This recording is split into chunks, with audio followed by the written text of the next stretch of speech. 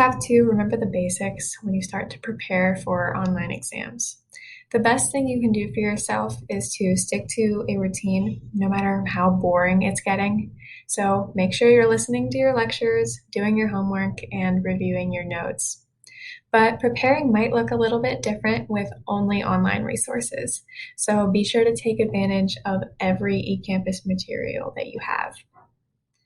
And also, when you're taking practice tests, do them as if they were the real thing. If you can't print out the real test, don't print out the practice. I can't tell you how many times this semester I've gotten a question wrong on an online exam because I copied the question wrong off of the screen onto my scratch paper.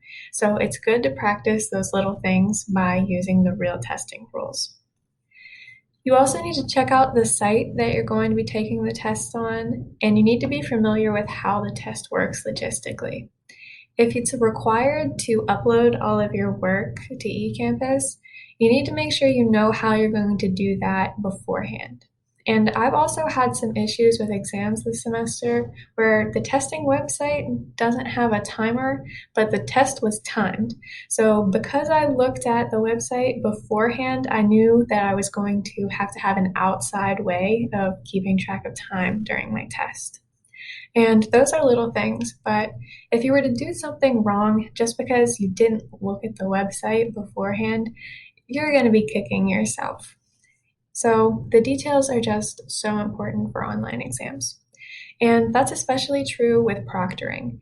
You want there to be absolutely no case for them to make against you for academic dishonesty. Follow every single rule they give you and then go a step further just to be safe. If you set up your workspace in advance, then you don't have to worry about that as much on the day of the exam. And that's really good to do anyway.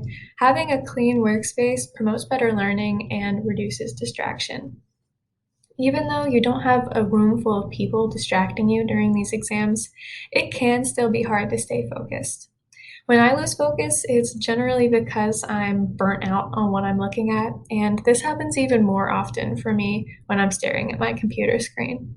So to avoid this, I always stay away from my work for at least an hour before taking a long online test. If you force yourself to do this, you may also find that you begin studying a little earlier in the day, which is never a bad thing. So doing well on online exams takes a combination of simple things and paying close attention to the details. Make sure your Wi-Fi works and your laptop is charged, as well as look closely at the testing website so you don't lose points for anything small. Online exams are not as scary as they may seem, and you might even find that you like them more than in-person exams. As long as you're paying close attention and staying on track, you'll do just fine, and you'll be one step closer to finishing this crazy online semester. So good luck.